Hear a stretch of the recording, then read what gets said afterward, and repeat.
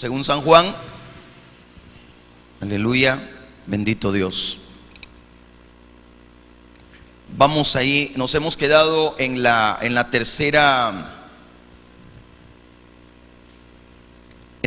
división de este capítulo que hemos hecho para poder ordenar las ideas, y estamos en la parte de somos discípulos, sigamos a Cristo. ¿Cuántos dicen amén? No sé si pueden darme más monitor, no siento que hay monitor aquí. Juan capítulo 21, busquemos el versículo 18 en adelante. De cierto te digo, cuando eras más joven te ceñías e ibas a donde querías, mas cuando ya seas viejo, extenderás tus manos y te ceñirá otro y te llevará a donde no quieras. Esto dijo, dando a entender con qué muerte había de glorificar a Dios, y dicho esto añadió, sígueme. Volviéndose Pedro, vio que le seguía el discípulo a quien amaba Jesús, el mismo que en la cena se había recostado al lado de él y le había dicho, Señor, ¿quién es el que te ha de entregar? Cuando Pedro le vio, dijo a Jesús, Señor, ¿y qué de este? Jesús le dijo, si quiero que él quede hasta que yo venga, ¿qué a ti? Sígueme tú. Este dicho se extendió entonces entre los hermanos, que aquel discípulo no moriría. Pero Jesús no le dijo que no moriría, sino, si quiero que él quede hasta que yo venga, ¿qué a ti? Amén. Padre nuestro que estás en los cielos, te damos gracias en esta hora, Señor, por la bendición de tu palabra, por el estudio bíblico que vamos a tener en esta hora, Señor amado. Te ruego en el nombre de Jesús, Señor, que nos bendigas, que nos enseñes en tu palabra, Señor, que nos, Padre, nos des esta bendición maravillosa de conocer más y más tu palabra, Señor. El creyente, Señor, necesita conocerte a ti en la palabra, reconocer, Señor, que la palabra es vida para nosotros, Señor, y por tanto el estudio bíblico debe ser prioritario para cada uno de nosotros, Señor. Gracias te damos, Señor, por la bendición de cada uno de los que estamos reunidos en este lugar. En el nombre de Jesús te damos la gloria. Amén y amén. Hablamos de que somos discípulos, y un discípulo, siempre hemos dicho, un discípulo se diferencia del común del pueblo en que un discípulo aprende de su maestro. El común del pueblo, y si lo vemos ya contextualizado hoy en este tiempo, el común del pueblo es llegar a una iglesia, sentarse, oír a un predicador, medio cantar, vea si hay ganas o si no le duele algo, etcétera, pero es irse igual como entró, no tomó nota, no aprendió nada, es decir, se va igual, no tiene una base como para que si alguien le pregunta, mira, ¿y en qué predicaron? O ¿qué aprendiste? ¿O qué dijeron de interesante? O sea, como que no hay una buena base, ¿verdad? Y muchas veces para evangelizar, por eso la iglesia no evangeliza ya, por eso los cristianos promedios hoy ya todavía se sigue oyendo la voz del Señor, ¿verdad? Cuando andaba con sus discípulos en los campos de Judea, y decía él, a la verdad la mies es mucha y los obreros son pocos. Y él decía, rogad, pero a veces ni eso se hace, ¿verdad? Ni siquiera por eso se ora, para que el Señor levante gente que evangelice. A veces ni de eso nos encargamos, de pedirle a Dios que haya gente que de verdad tenga el deseo de evangelizar, de llevar las buenas nuevas a las naciones. Y no digo a las naciones, a nuestra familia, a nuestros vecinos, a los que viven en el pasaje, a los que van al negocio que nosotros tenemos, o a las personas que visitamos en A o B lugar. Entonces, de alguna manera se ha perdido. Entonces, el discípulo se diferencia realmente de eso. El cristiano nominal va al culto, oye y se va. Si quiere viene, si no tiene ganas no, si le duele o le pica algo pues ni modo.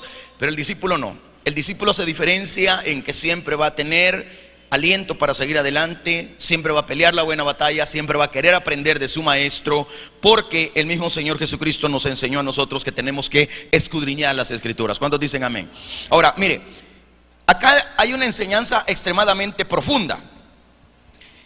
Acaba Pedro de recibir una encomienda del Señor, donde le encomienda, y lo mirábamos la semana pasada, le encomienda no ser la cabeza de la iglesia, porque Pedro nunca fue la cabeza de la iglesia.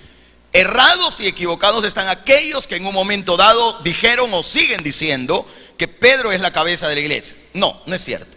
A él no le dijeron que iba a ser la cabeza sigue siendo Jesucristo. ¿Cuántos dicen amén? La cabeza de la iglesia es el Señor Jesús. Pedro fue un líder, claro que fue un líder. ¿Se le encomendó la evangelización? Por supuesto que sí.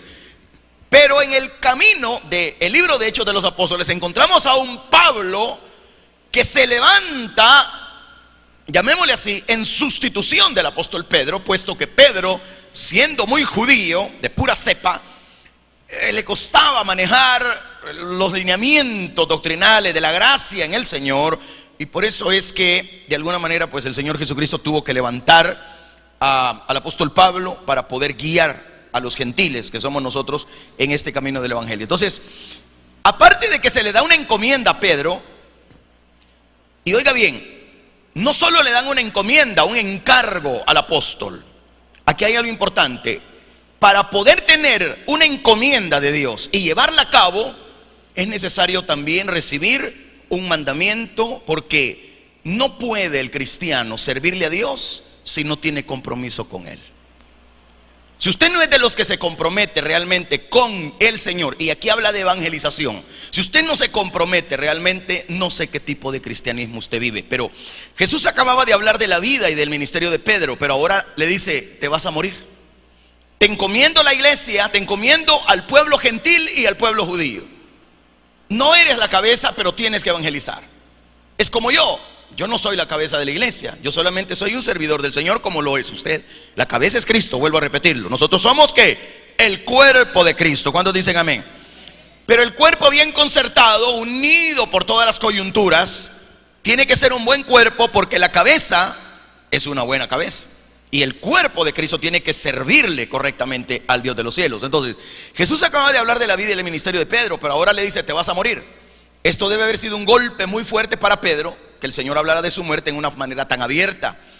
Y sin duda Pedro se regocijó, porque vaya, acababa de reconciliarse con el Señor. Prácticamente el Señor lo llama de nuevo a él, lo manda a tener comunión con él, a tener un apostolado.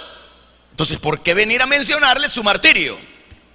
¿Por qué venir a decirle: mira, Pedro, cuando eras más joven te ceñías, ibas a donde querías, mas cuando ya seas viejo, aquí está la clave: extenderás tus manos en dos maneras, así para que te amarren y así para que te crucifiquen. Por eso dice ahí la Biblia, por eso vea usted lo que dice la palabra: ibas donde querías, mas cuando seas viejo extenderás tus manos, te ceñirá otro, te va a amarrar a alguien y te llevará a morir, es decir, a donde no quieras. Y por eso aclara en el 19 el apóstol Juan: esto dijo, dando a entender con qué muerte había de glorificar a Dios. Oiga bien, entonces la palabra del Señor, que no nos deja duda, es que es la primera vez acá que Jesús habló, o más bien le señala a Pedro que se tenía que morir. En Mateo 16 el Señor habló de su muerte, y Pedro le salió: no, Señor, yo voy a poner mi vida, a vos no te va a tocar nadie, que no sé qué, que no sé cuánto. Pedro se jactó de estar dispuesto a morir por el Señor. Pero cuando la presión aumentó, Pedro fracasó miserablemente. A lo mejor a mí me hubiera ido peor que Pedro, ¿verdad? Pero no lo sé. Cualquiera que se rinde para servir al Señor debe sinceramente confrontar el asunto de la muerte. Y en esto me quedé la semana pasada. Cuando una persona resuelve esta cuestión de la muerte, ya puede decir: estoy listo para vivir y para servir. ¿Por qué? ¿Por qué? Porque la propia muerte del Señor es un tema que se repite en el Evangelio de Juan muchísimo. En los evangelios sinópticos, como en el Evangelio de Juan, la muerte de Cristo, que es la base de la iglesia, junto con la resurrección, porque sin muerte y resurrección no hay perdón de pecados ni hay iglesia. Entonces, la muerte tiene mucho que ver. Por eso el Señor decía: es necesario que el grano de trigo caiga a tierra y muera, porque si no muere, no puede llevar fruto en sí mismo. El cristiano, cual trigo, porque no somos cizaña, sino que somos trigo, ¿cuántos dicen amén? Tenemos también que caer a tierra, tenemos que morir y dar fruto, porque en el capítulo 15 del Evangelio de Juan también se habla que Él es la vid verdadera. Nosotros los pámpanos no somos el fruto, somos el pámpano, y el pámpano es el que hace brotar el fruto. ¿Escuchó lo que dije? Pero ¿cómo es que lo logra? Porque tiene que morir a sus pasiones, tiene que entender que el camino del evangelio, aunque pueden haber rosas, también hay espinas. Entonces, Jesús sabía que su hora iba a venir, que estaba preparado para obedecer la voluntad del Padre. ¿Qué de nosotros, como seguidores de Él, debemos rendirnos tal como Él se entregó por nosotros y ser sacrificios vivos. Romanos capítulo 12 versículo 2 dice: no os conforméis a este siglo, sino transformaos por medio de la renovación de vuestro entendimiento, para que comprobéis, dice acá, cuál sea la buena voluntad de Dios. ¿Y cómo es la voluntad de Dios? Agradable y perfecta.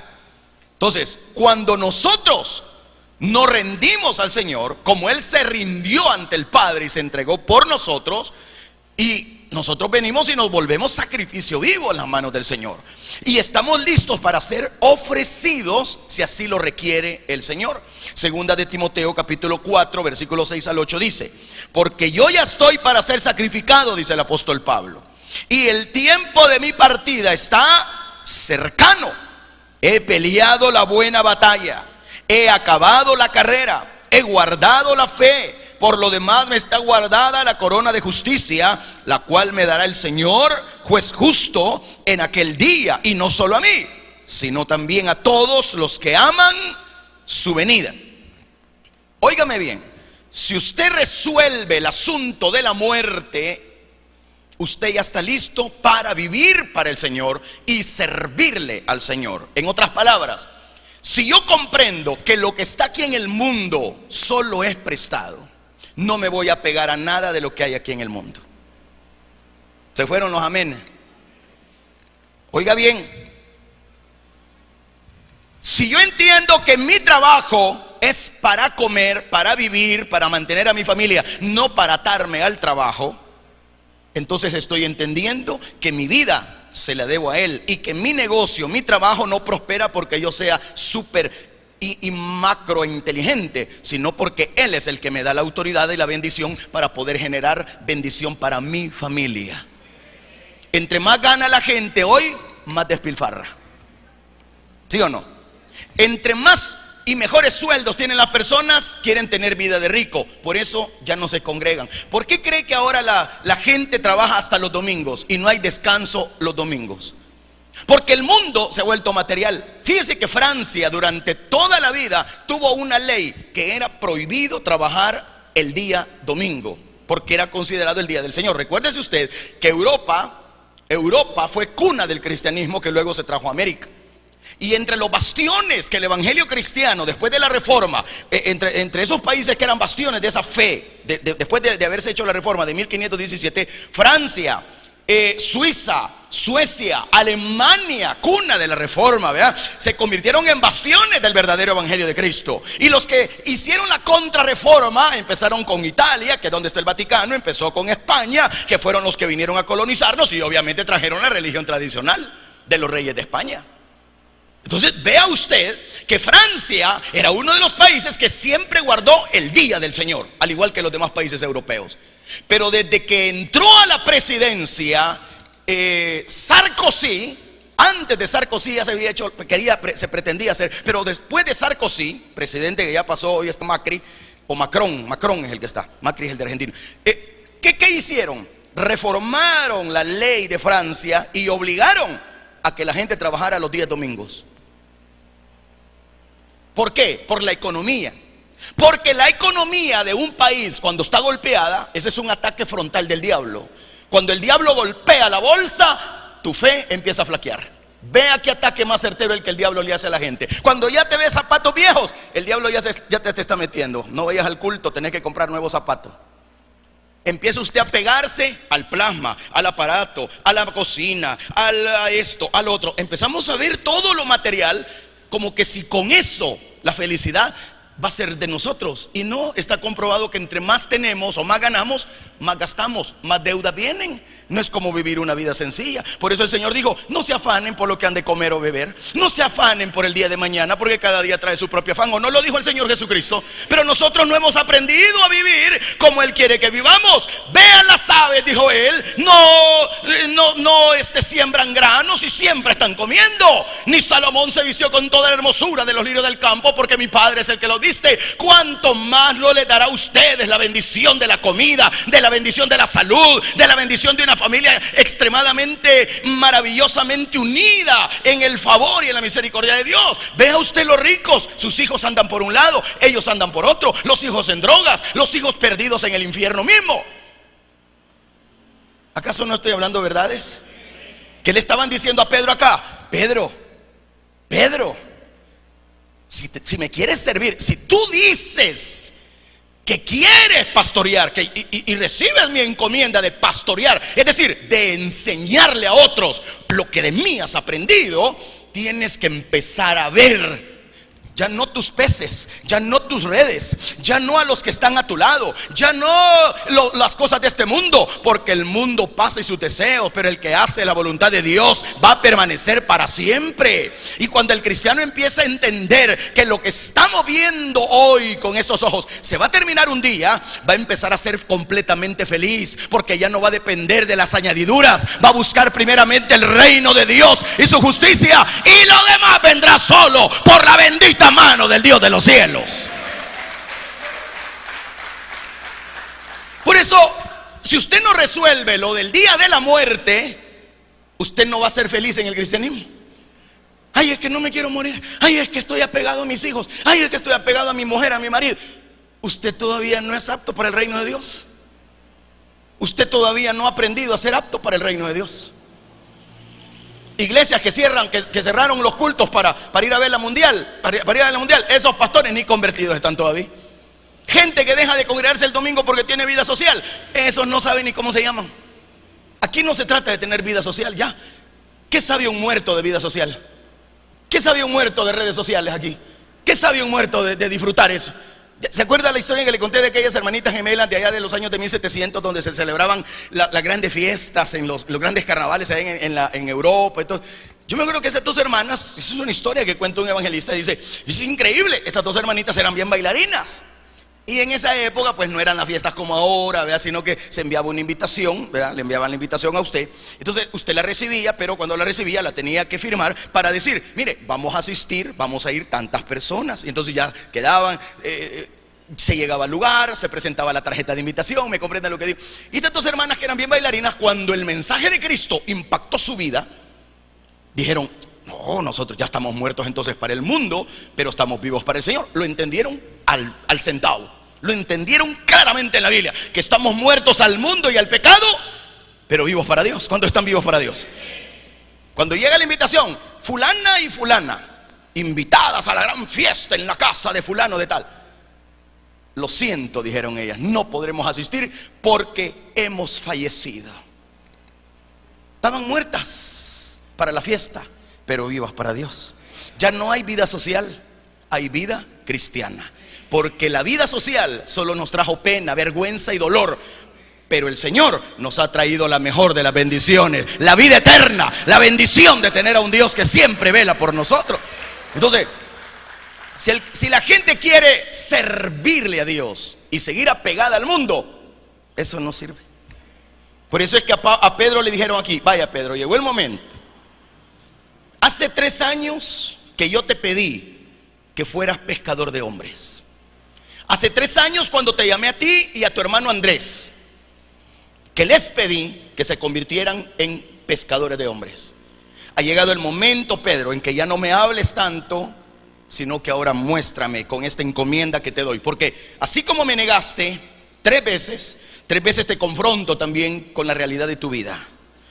Me has dicho que tu amor no es perfecto con tus respuestas, y sé que tu amor no es perfecto. Mi amor por ti sí lo es. Pero confío tanto en ti, y te lo está diciendo hoy a la iglesia también el Señor, confío en tu aprecio por Dios. No es tu amor como el de Él, porque tu amor no se compara al amor que Él tiene por tu vida. Pero al menos ese amor que tú dices tener para Él, y que es lo que te trajo esta noche, y lo que te hace que te congregues y recibas la palabra en tu corazón, de ahí el Señor extrae algo maravilloso. Pone talentos en tu vida, pone dones para que tú le sirvas, para que tú le agrades a Él. Porque si agradamos a los hombres, entonces ya no agradamos a Dios. Si vivimos para el mundo, entonces estamos muertos para Dios. Pero si estamos muertos ya para el mundo, entonces vivimos para el Señor. Ya no es lo que mi carne me dice, es lo que el Espíritu Santo me pide. Ya no es lo que mis deseos quieren o mis necesidades, dice la gente, ¿verdad? Porque hoy ya no es pecado lo que hacen, no. Mis necesidades, pastor, mi vida social, hermano Eduardo. No, ya no es eso. Si tú estás en eso, tú estás muerto todavía para Dios. No has nacido de nuevo. No te ha llegado el mensaje todavía. Has recibido la palabra, has recibido el llamado, pero no has sido ni siquiera escogido por el Señor. Porque el que es escogido ha sido llamado. El que ha sido llamado ha sido santificado, apartado para Él. Y los que están santificados para Él ya no prestan sus manos para el pecado, ya no prestan sus oídos para el pecado, ya no prestan sus pies para el pecado. Ahora estamos entregados, cuerpo, alma, vida entera, al Rey de Reyes, Señor de los señores. Por eso Pablo dice: presenten vuestros cuerpos. No dice solo sus pies, no dice solo tu cabeza. Preséntate todo a Él como un sacrificio. Como un sacrificio. ¿Ya ve? Sí, porque Él está harto de sacrificios muertos. Porque la sangre de machos cabrillos, de toros, no salva a nadie. El sacrificio vivo del Señor nos ha hecho libres a nosotros. Por eso es que anteriormente, esa mañana, Pedro se ciñó la ropa, saltó de prisa para correr a la orilla para ver al Señor. Y eso lo dice Juan 21:7. Pero vendría el día cuando alguien sería a cargo de Pedro y lo iba a matar. Segunda de Pedro, capítulo 1, verso 13 y 14. Vea lo que dice Pedro. Pues tengo por justo, en tanto que estoy en este cuerpo, dice Pedro, el despertaros con amonestación, sabiendo que en breve debo abandonar el cuerpo, como nuestro Señor Jesucristo me ha declarado. La muerte de Pedro no iba a ser una tragedia. La gente ve como tragedia la muerte de un mártir.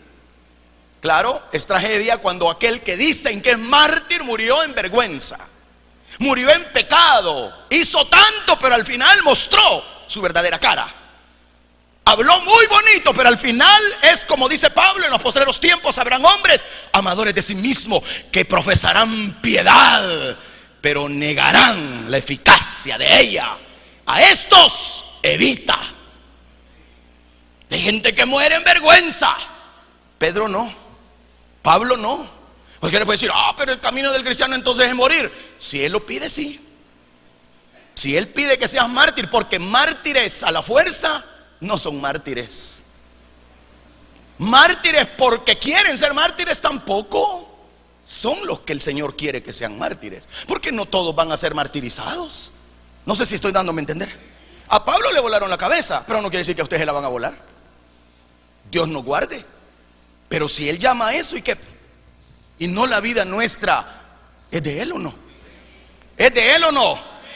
Ay, entonces quiere decir que si estamos muertos para el mundo, aquí ya no hay reggaetón, aquí ya no hay merengue, aquí ya no hay otras chicas, aquí ya no hay otros chicos, porque os he desposado con celo de Dios, dijo Pablo, con un solo marido. Porque la iglesia no es prostituta. Que hay prostitutas muchas veces en la iglesia y que están haciendo la vida, guareciéndose bajo el techo de una congregación. Bueno, ese es otro pist.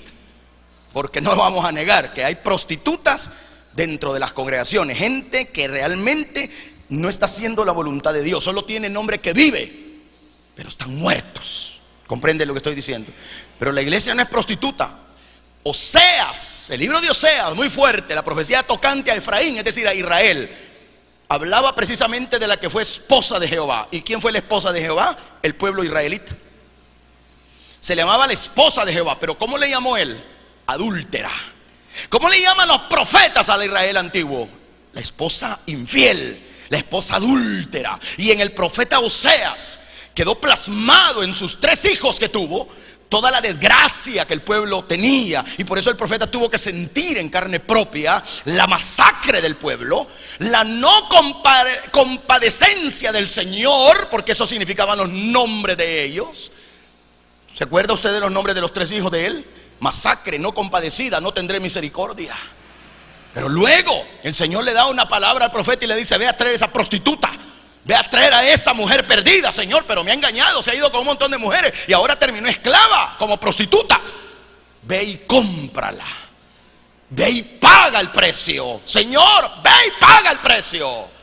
Quiero que entiendas, profeta, lo que yo, Jehová, he sentido por mi pueblo, a quien le di todo, a quien le he hecho milagros en la iglesia, a quien le he puesto manos y han sido bendecidos y me han escupido los milagros en la cara.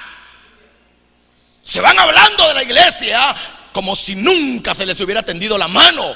Ingratos, ingratos. Aquellos que hablan de estos pastores, aquellos que hablan de un hombre o de una mujer que un día les ha tendido la mano. Y más ingratos aquellos por quienes se ha pedido a Dios misericordia y ahora los tiene comiendo bien, porque Dios abrió puerta de bendición. Pero llegará un día en que, al igual que Oseas, y lo hemos sentido el dolor de la infidelidad del pueblo, hemos sentido la infidelidad del hombre, de la mujer que dice amar a Dios, pero termina revolcándose en el pecado, como decía el apóstol Pedro. Les ha venido y han vivido lo del antiguo profeta, lo del antiguo proverbio. La puerca lavada vuelve otra vez a revolcarse en el lodo y el perro vuelve a su vómito. Porque esa gente es apóstata. Esa gente nunca nació de nuevo. Porque todo aquel que atribuye a la santidad de Dios poderes malignos está blasfemando contra el Espíritu Santo, y es el pecado que no se puede perdonar. Y todo aquel que habla de una mano que le ha dado de comer y le ha bendecido es un ingrato y no tiene más que esperar el juicio eterno que viene para todos aquellos que un día se rebelaron contra Dios en los cielos y aquí en la tierra. Pero todo aquel que un día falló, pero ha entendido que en Cristo hay misericordia y hay perdón, aquel que confiesa el pecado y se aparta, alcanza la misericordia y la benevolencia de un Dios que es grande, que es bueno, que es fiel, que es maravilloso. Por eso el profeta fue a comprar a la mujer, a la hija de Diblaín, Gomer se llamaba la señora, y va, la compra. ¿Cuánto vale? 3 pesetas. Qué barata. Ya no valía nada. 3 coras. Vaya, pues me la voy a llevar a esta. Venite, India, le dijo. Se la llevó. Esclava, perdida en el mundo, en el pecado.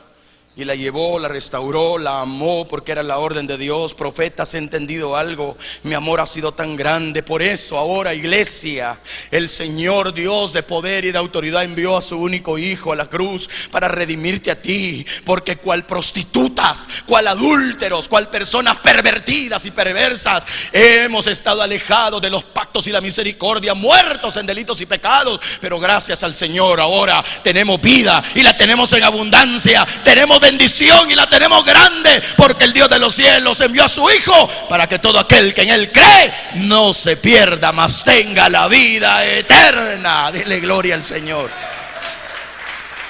Ahí está. Entonces, Pedro, ya no me vengas a hablar tanto. Ya no me dices que voy a poner mi vida. No, ya me negaste 3 veces. Que yo voy a defenderte. No, sí, ya. Yo voy a poner mi vida. No. Ya no es tiempo. Ahora me lo vas a demostrar. Ya no hables. Yo me voy allá para el cielo. Ahora quiero que entendas algo. Si me vas a servir, los intereses que tenés en la tierra ya no te tienen que estorbar.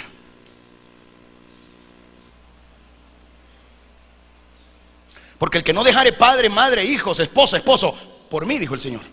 Diga lo que dijo Él. ¿Qué dijo Él? Que lo oigan los que no dicen nada. Ahí está. El que pone la mano en el arado y ve para atrás no agradará a mi alma. No agradará a mi alma. No vuelvas al pecado. No vuelvas a tu vómito. Ya fuiste limpiado por dentro, porque el perro vuelve a su vómito. Está diciendo, la persona fue limpiada por dentro. La puerca fue limpiada por fuera. ¿Para qué volver a lo mismo de antes? ¿Para qué volvernos a meter en problemas y meter en problemas a nuestras familias?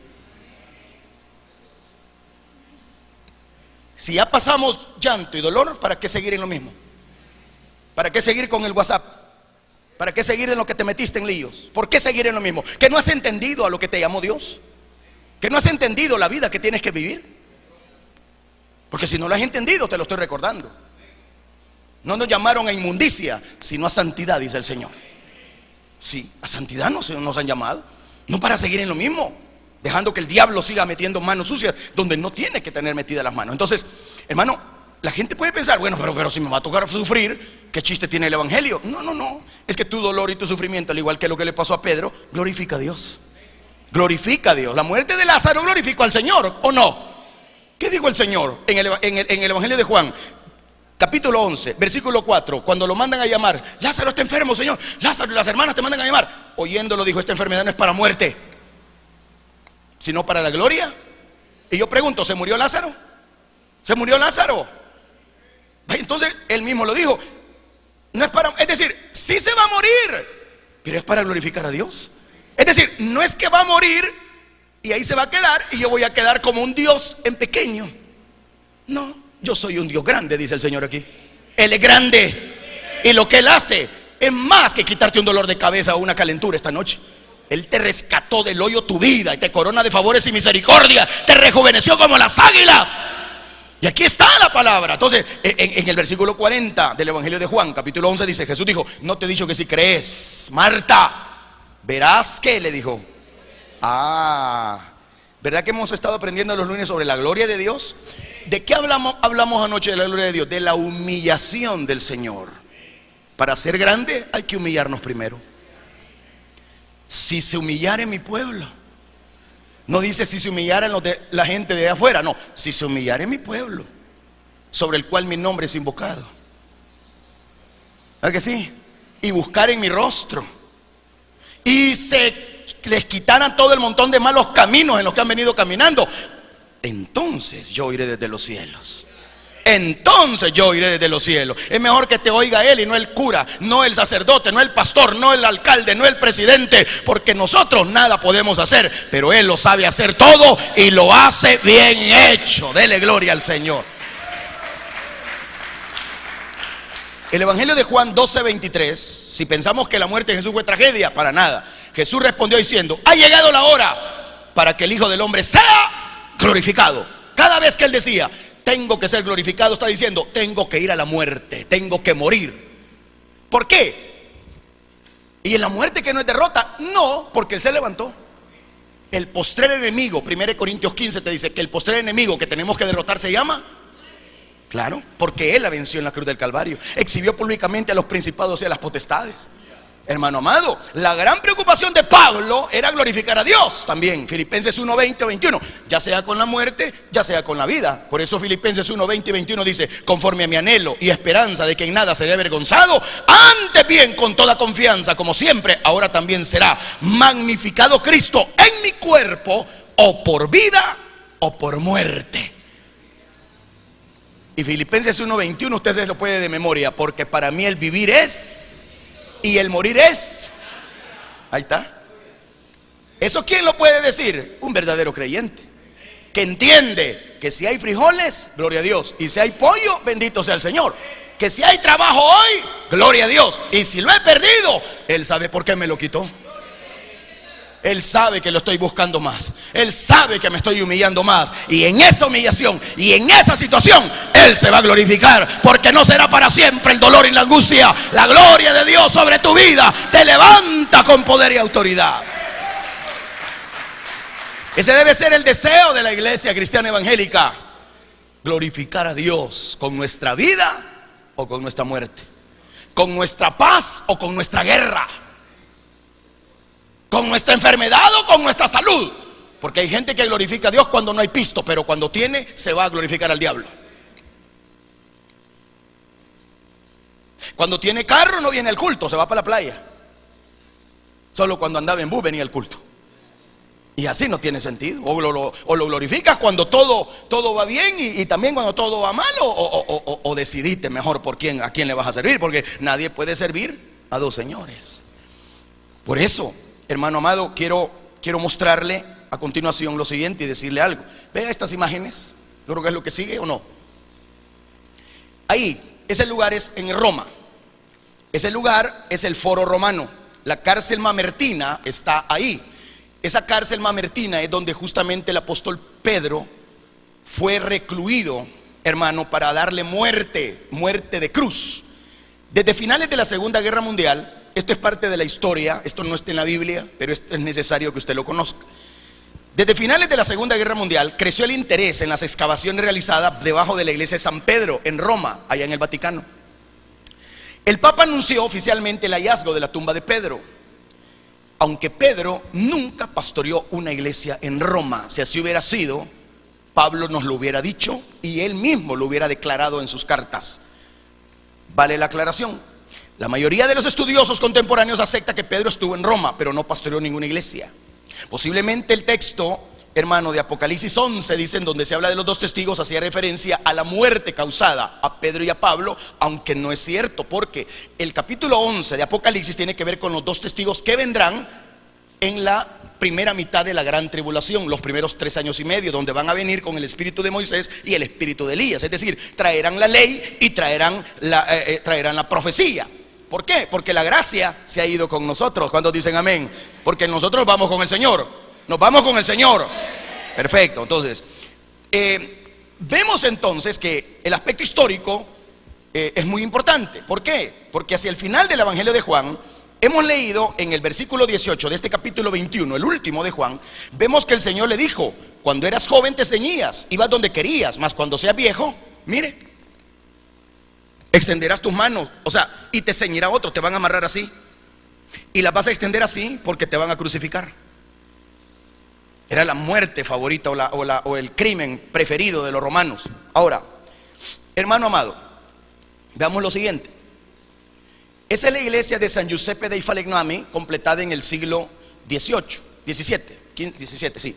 Justamente ahí dice Mamertinum. Dentro de ahí, en el sótano de ese lugar, veamos la siguiente, hermano. Ahí están las escaleras de acceso a la cárcel mamertina. Déjeme explicarle. Universalmente se reconoce que las palabras dichas por el Señor en Juan 21:18 a Pedro tenían que ver con su muerte. Hay que observar que en toda la literatura cristiana primitiva no se dijo nada con respecto a la muerte de Pedro.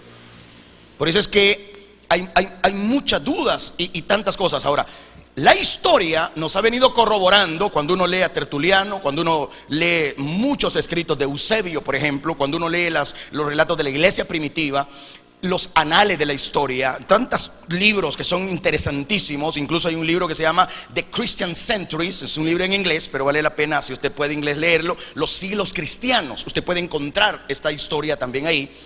Entonces, yo me doy a la tarea de buscar incluso esas imágenes y de traer la información para que usted comprenda que la Biblia es certera, que la Biblia no miente y que estos personajes no son inventados por un predicador o por un pastor, sino simple y sencillamente son realidades que muchas veces han quedado por ahí ocultas y no se menciona tanto. Ahora, no tenemos el menor indicio que nos diga que Pedro fundó una iglesia, etcétera, que fue el primer papa. Tampoco, eso no es cierto. Él no fue la cabeza sigue siendo el Señor Jesucristo. Entonces, hay importantes tradiciones en cuanto a que sí murió Pedro ahí, porque ahí fue capturado, y lo mandó a matar el que en ese entonces era Nerón, el emperador Nerón. Nombre chucho tiene, no es Nerón. O a los perros que ya le han puesto así en honor a él, más bien. Pero vaya, en los siglos segundo y tercero, cuando algunas iglesias comenzaron a rivalizar con las de Roma, a ninguna de ellas se le ocurrió contradecir la afirmación de Roma de que este había sido el escenario del martirio de Pedro, porque hasta de eso se ha jactado el Vaticano, que ahí murió Pedro y que ahí lo mataron.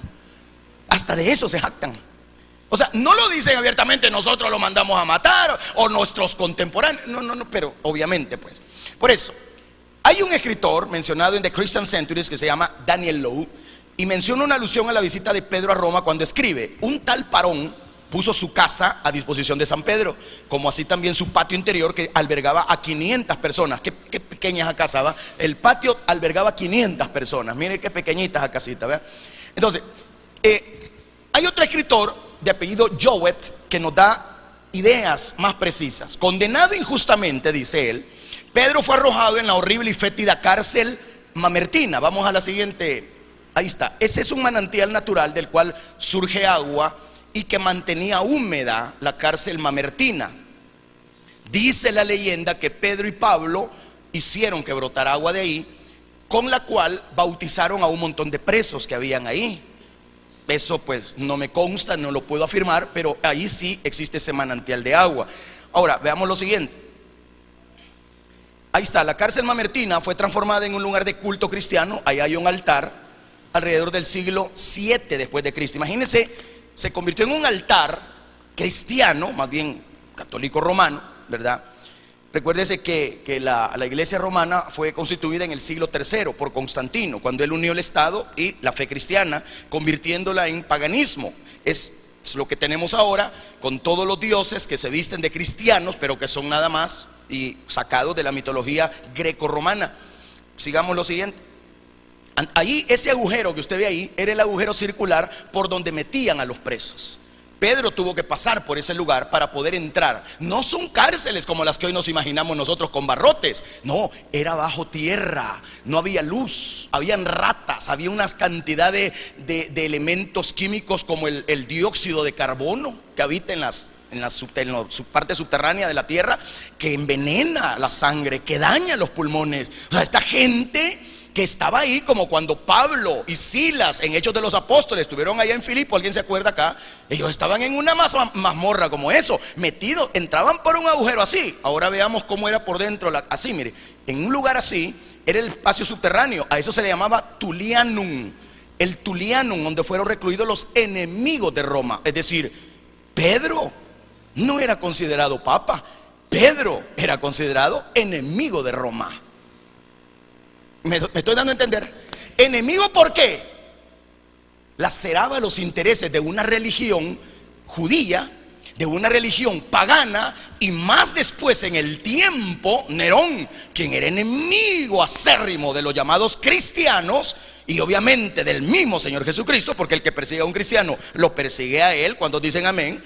Y eso lo vemos en Hechos de los Apóstoles, cuando el apóstol Pablo, que en griego el Pablo, la palabra Pablo es griega, la palabra Saulo es hebrea, que quiere decir pequeño. Cuando Saulo iba camino a Damasco para seguir persiguiendo a la iglesia, se le aparece el Señor Jesucristo en el camino. ¿Se acuerda usted? Y le dijo: ¿por qué me persigues? Porque el que persigue a un cristiano también persigue a Jesús. Entonces él habló en lugar de su pueblo. Entonces ese es el espacio subterráneo del Tullianum, donde tuvo que estar el apóstol Pedro. Fíjese que nunca hubo un calabozo tan horroroso, según las expresiones que se escuchan en los libros de historia. 9 meses estuvo el apóstol Pedro amarrado a un poste, sin poder dormir acostado. 9 meses estuvo de pie. De pie. 9 meses. Torturado contra un poste, maniatado a un poste. Nunca hubo un calabozo tan horroroso. Los historiadores lo describen como el lugar, hermano, más temible de todos los lugares concebidos por la brutal imaginación humana. Es un lugar que tiene más de 3000 años de existencia, probablemente la cámara de tortura más vieja allá en Roma, y el monumento más antiguo que se conserva de toda la bestialidad de la ramera, que es Roma. Testimonio desolador de una bárbara inhumanidad que ellos siempre han tenido. Resume la tragedia cristiana, lo que vemos ahí, y la agonía de miles de víctimas, porque Pedro no fue el único. Miles de víctimas asesinadas en la cárcel llamada Mamertina. Todavía se puede ver hoy con el calabozo y la columna a la que fue encadenado el apóstol Pedro, según los historiadores. Este lugar pavoroso se conoce por 2 nombres. En la historia clásica se le menciona como el Gemonium, y también se le llama el Torrión de Tullianum. Es la palabra que está ahí, Tullianum, ahí está. Salustio describió en italiano Carcer Tullianum como el lugar repugnante y espantoso por el abandono, la oscuridad y la pestilencia que había ahí. Entonces, la Mamertina puede describirse como una celda profunda, tallada en la roca sólida al pie del Capitolio, consistente en 2 cámaras, una sobre otra. Habían dos partes, una sobre otra. La única entrada es a través de la abertura del techo. Le enseñé anteriormente, hay una imagen donde hay unas gradas que dan acceso ahí. Entonces, la cámara inferior era la de la muerte, donde era más oscuro y donde los mataban. Si no los mataban con latigazos, se morían de hambre, se morían del dolor, de las heridas, prácticamente la llaga de estar amarrado, aquello agarraba infección. Muchos murieron, por ejemplo, con sus miembros engangrenados, o sea, la gangrena, el tétanos, infecciones horribles, donde sus miembros prácticamente habían sido cortados por las cuerdas que los sostenían a un poste. Y hermano, nunca entraba luz y nunca limpiaban esos lugares. Entonces el hedor tremendo y la suciedad se convertía en un veneno fatal a los recluidos en el calabozo, que era el más terrible que se haya conocido. Ya en el año 50 a.C., Salustio lo describe en estos términos: en la prisión denominada el Tullianum hay un lugar de unos 3 metros de profundidad. Está rodeado en sus costados por paredes y cerrado en su parte superior por una piedra, una roca. Recuérdese que entraban por arriba, no había alrededor ninguna forma de salir, sino que entraban por el hueco arriba, y arriba ponían la roca, oscuridad total.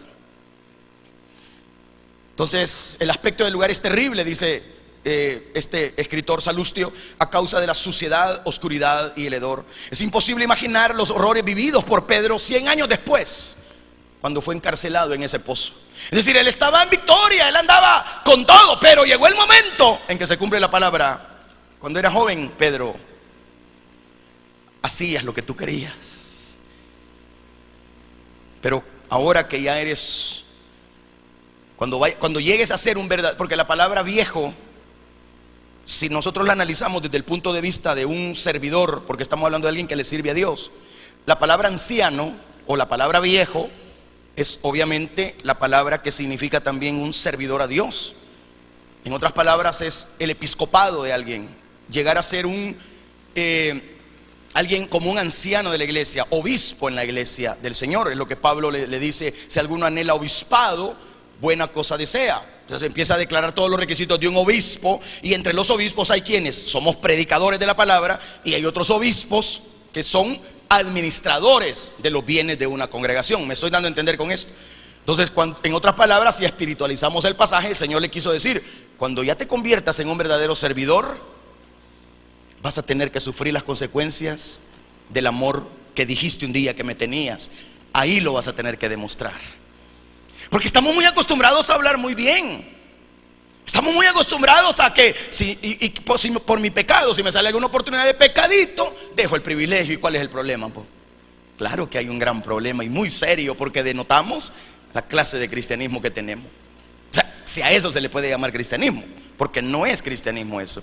Entonces, en esa espantosa cueva subterránea fue encerrado Yugurta. No sé si alguien lo ha oído mencionar, que fue encerrado y murió de hambre, y hasta se volvió loco allá adentro. Yugurta, el valiente jefe druida, también de los druidas de lo que ahora es Francia, allá donde era la parte antigua. Vercingetorige fue asesinado también por orden de Julio César, justamente en esa prisión, la Mamertina. Se dice que el número de cristianos muertos en esa celda es incalculable.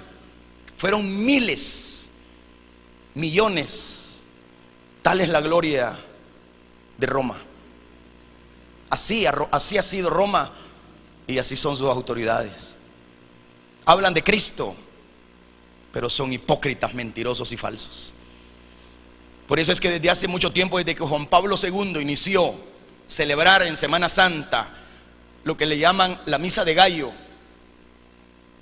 lo celebra en el circo romano, en las afueras del circo romano, en burla, en señal de burla de todos los cristianos que ahí fueron comidos por los leones, que fueron martirizados hasta derramar la última gota de su sangre, en presencia de todos los que gritaban a viva voz que se murieran los cristianos y que desapareciera el cristianismo.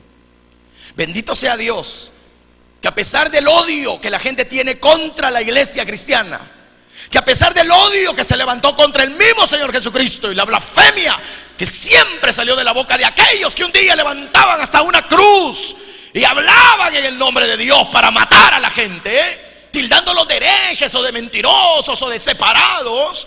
Bendito Dios, que aunque quisieron detener y destruir a una iglesia, han pasado ya 2000 años y la iglesia cristiana ha seguido adelante, porque a pesar de todo hay remanente fiel. Hay remanente fiel para el Señor Dios Todopoderoso.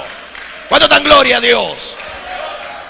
Claro, la reina Boudica dijo unas palabras, calificó a los romanos por lo que eran. Esta gente, dijo, de la púrpura Roma ridiculizan a sus enemigos diciendo que son bárbaros, pero ellos fueron los más bárbaros de todos los tiempos, dijo ella. Entonces no alcanzamos a imaginar cómo se las arregló Pedro para sobrevivir 9 interminables meses ahí. 9 meses. Hay gente aquí que un ratito está de pie y ya le duele todo y se sienta. No dura ni 2 horas de pie y ya le duele todo. Y 9 meses parado, durante todo ese tiempo maniatado de pies, encadenado a la columna, porque tenían de gracia, va a poner una cadena acá, agarrado al cepo, pies amarrados, manos muchas veces abiertas para provocar mala circulación acá en los brazos y que estos al final quedaran inertes. O sea, eran muertos pausa tras pausa. Entonces, ¿qué mantuvo a Pedro vivo? Un espíritu magnífico permaneció firme en él. Ya no era el Pablo que sacó su espada para defender a su maestro. Ya no era el Pedro que dijo voy a ir a la muerte. Ahora lo estaba viviendo en carne propia. Ahora lo estaba viviendo. Eso es cristianismo.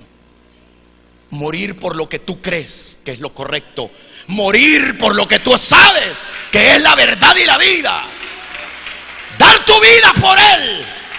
Dar tu vida por Él es renunciar a lo que produce placer en nosotros.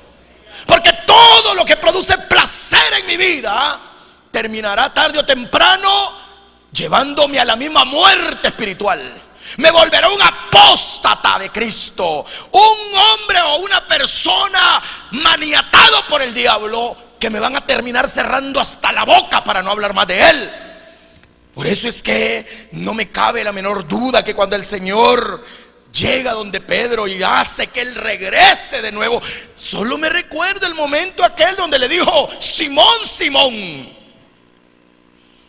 el diablo ha pedido tu alma para zarandearos como trigo, pero yo he pedido al Padre que tu fe no falte. Oiga bien, y tú, una vez vuelto, confirma a tus hermanos. ¿Cuándo fue el momento de confirmar a sus hermanos? Aquí.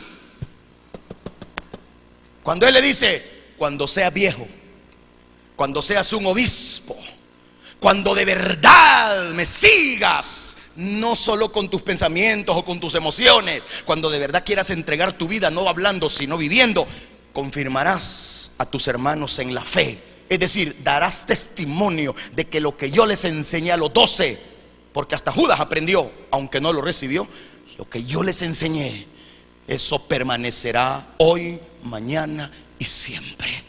Porque pueden, como dijo en una ocasión Pepito Berríos, el papá de Dani Berríos, él estaba reparando el techo de su casa allá en Puerto Rico. Le fallaron los cálculos y se vino para abajo de la casa. ¡Pah! Cayó al suelo y quedó quebrado. Es un anciano. Lo llevaron al hospital y quedó todo enyesado. Costilla rota, brazos, piernas, pelvis. De hecho, un desastre. Y estando en la cama del hospital, él era un hombre muy jocoso cuando predicaba y cuando hablaba, según dicen. Yo no lo conocí personalmente y pocos videos o fotos hay de él, bien raro. Y dice él: el diablo se equivocó conmigo. Dijo, él estaba todo enyesado en el hospital. El diablo se equivocó conmigo, dijo. Y te voy a decir por qué. Porque cuando se hablan los puertorriqueños, vamos, te voy a decir por qué se equivocó conmigo el diablo. Porque me quebró todo, me tiene aquí amarrado este yeso, pero no me pudo cerrar la boca para poder hablar de que Cristo tiene poder, Cristo tiene autoridad. Dele gloria al Señor, hermano. O sea, ya cuando el creyente ya ni habla de Cristo, ahí sí está grave. Ahí ya muerto está. Porque solo los muertos no le alaban. Ahí estaba Pedro, imposibilitado de manos, pies, de columna. Su espíritu permaneció firme, estaba encendido con el inmortal fervor de un alma noble que proclamaba la gloria de Dios, el cabod, el peso poder de Dios por medio de su Hijo Jesucristo. La historia brinda un dato que, a pesar de todos los sufrimientos a los que se sometió Pedro, llevó a la conversión a los carceleros. Oiga, Pedro llevó a la conversión a los mismos carceleros, lo mismo que Pablo hizo al llevar a Cristo al carcelero de Filipo. ¿Se acuerda del carcelero de Filipo? capítulo 16 de Hechos de los Apóstoles. ¿Qué puedo hacer para ser salvo?, dijo aquel hombre. Cree en el Señor Jesucristo, tú y toda tu casa, y serás salvo. Claro, dijo, ahí se convirtió. ¿A quiénes llevó a Cristo? A Procesus, a Martiniano y a 47 personas más, estando amarrado a un cepo. Esto me abofetea, esto me da por la cara, porque teniendo las manos y los pies libres, no me muevo a traer a nadie a la casa de Dios. Más fácil andar con un pagano, con un mentiroso o una mentirosa en la calle, y no adorar al Dios que vive y reina para siempre. Esto abofetea a cualquier lector serio de la Biblia, a cualquier cristiano que realmente ama al Señor. Yo no digo que a la fuerza traeremos a nadie. No. Dios nos da oportunidades, Dios nos da momentos, porque no es con ejército, no es con espada, es con su Santo Espíritu. Pero esto me da a mí la idea de que si Procesus, Martiniano y 47 personas más se convirtieron, estando amarrado, Dios santo, que no puede hacer hoy una iglesia que está libre, que tiene el Espíritu Santo, que tiene la gloriosa presencia, el cabo de Dios. ¿Cómo no podemos derrotar al diablo en sus propias narices? Sí, fíjese que hay algo bien curioso y extraño, aunque ya no me extraña nada del Roma, pero es un dato curioso. El trono de Pío IX, uno de los papas, el trono de él, del Pío IX, en el Concilio Vaticano, fue construido sobre el altar que hicieron de Procesus y de Martinianos. ¿Cómo burla? Pedro, la roca, la piedra pequeña, encontró la muerte en Roma como lo había predicho, a mano de asesinos romanos quienes lo crucificaron, porque no solo lo tuvieron 9 meses ahí, al ver que no se moría y estaba convirtiéndose la gente por medio de él, mejor lo sacaron. Pero antes mataron a su esposa delante de sus ojos. La esposa, con lágrimas, solo vio a Pedro y él le dijo: acuérdate de nuestro Señor Jesucristo. Al instante la atravesaron con una espada. Ella ya no vio morir a su esposo, él la vio morir a ella, como para que le doliera. Se burlaban de él y decían: esta es tu mujer, esta es tu esposa, esta es la que le sirve también al que tú le sirves. Mira cómo la matamos. Y cuando aquella mujer, con lágrimas, con dolor, no podía ya ni soltarse, estaban amarrados a un cepo los dos, la atraviesan con una espada y él solamente le alcanzó a decir: acuérdate de nuestro Señor Jesucristo. Como quien dice: te me vas a adelantar unos 5 segundos, un par de minutillos quizá. Llega, saludámelo y decirle que ya te voy a alcanzar, ya me voy a encontrar contigo y con él, porque estamos ausentes en el cuerpo, dijo Pablo, al morir, pero presentes al Señor. No tenemos que bajar a un purgatorio, no tenemos que ir a un Hades. Usted ya no le pertenece a la muerte segunda. La muerte segunda ya no tiene autoridad sobre nosotros. ¿Por qué? Porque el imperio del mal, el imperio de Satanás, ya no puede contra una iglesia que se llena todos los días del poder, de la gloria, de la majestad de un Dios que vive y reina para siempre. Dele gloria al Señor, hermano. El apóstol Pedro no tuvo más remedio que decirles: no quiero morir como mi maestro, no soy digno de eso. No soy digno, concédanme algo. Si me van a crucificar, háganlo estando yo de cabeza. No quiso morir así, entonces Pedro pidió ser crucificado en posición invertida, colgando cabeza abajo. De manera irónica, ese deseo le fue concedido por los burlones romanos y lo mataron en el circo de Nerón, en Roma, en el año 67 después de Cristo. Hay mucho que hablar de él, leyendas, cosas ciertas. El tiempo no nos da para tanto, pero creo yo que la mejor enseñanza, y lamentablemente no puedo terminar hoy el evangelio, vamos a seguir la otra semana, que algunos venían ya con la esperanza de ya no seguir con este, pero yo no puedo seguir más ya el tiempo. Pero sí le voy a decir lo siguiente: cuando el Señor le dijo a Pedro: sígueme, él lo empezó a seguir, porque él entendió que textualmente le está diciendo: venite, seguime ahorita que ya me voy.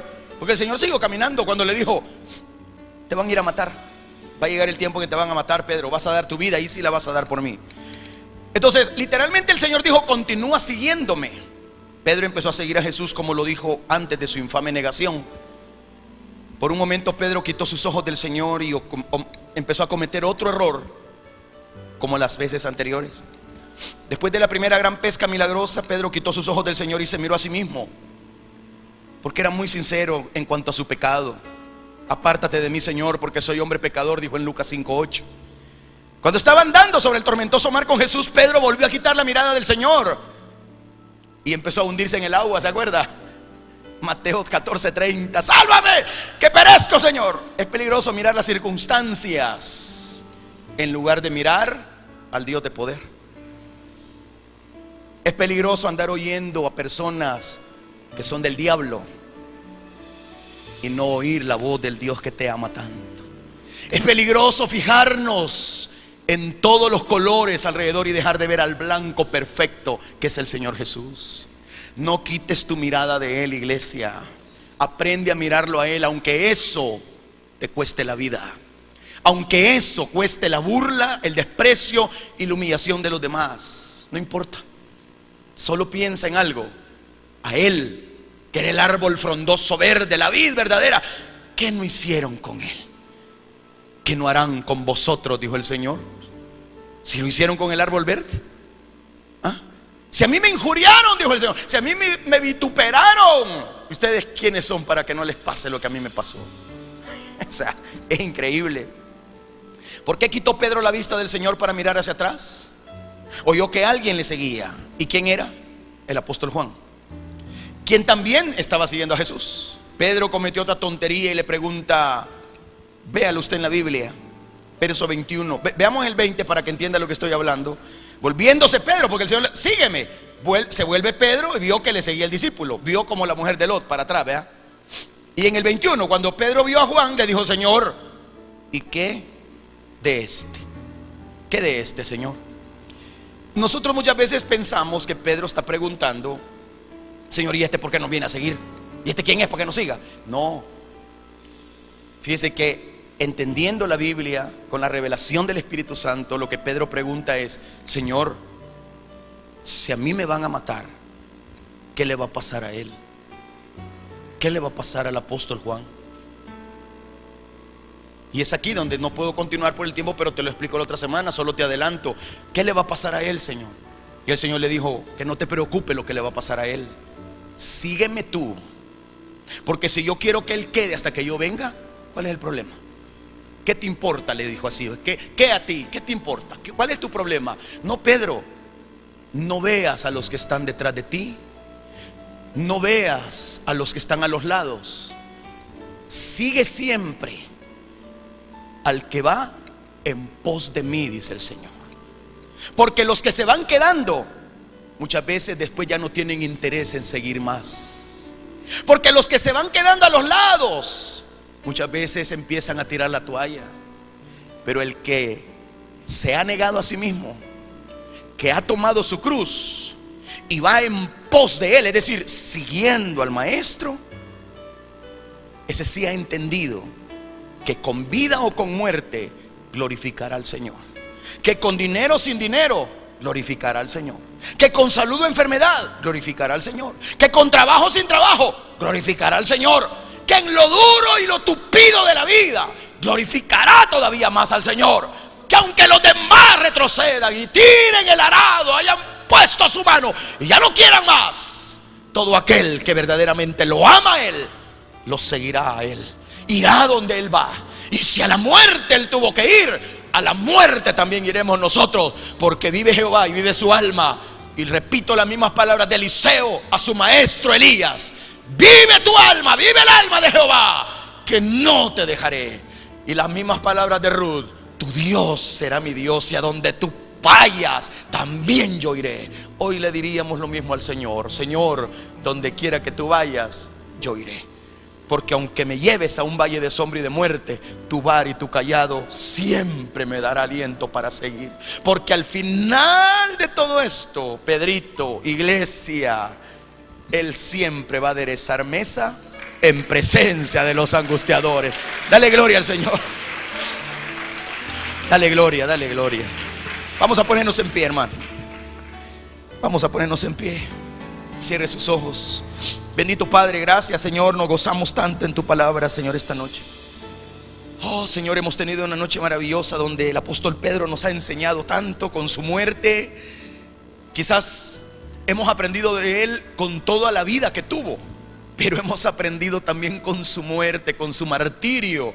Tantas cosas en esta noche, Señor, que nos vamos con el alma llena, con un alma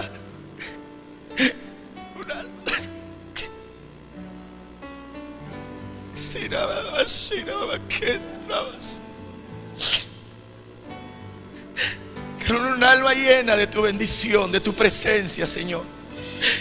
Comprendemos, Señor, que seguirte a ti no es fácil, pero vale la pena, Señor. Vale la pena negarnos a nosotros. Vale la pena negarnos, Señor, al mundo, porque tú siempre tendrás cuidado de nosotros, Señor. El mundo nos abandona, el mundo nos deja, pero tú no nos dejas, Señor, y te damos gracias por ello. Por eso, Señor, que la iglesia, y ese es mi deseo y mi oración, que la iglesia plenamente, totalmente pueda entender esta verdad, Señor. Que todo aquel que te sigue a ti no será jamás avergonzado. Que todo aquel que de ti depende siempre será levantada su cabeza, porque eres escudo a mi alrededor, mi gloria y el que levanta mi cabeza. Lo dice tu palabra, yo lo declaro y bendigo en esta hora a tu pueblo. Señor, gracias, despídenos en paz, llévanos con bien a todos, en el nombre de Jesús. Amén y amén. Dele gloria al Señor, hermano. Gloria a Dios. Despídase de su hermana, de su hermano, y que Dios nos bendiga a todos. Amén.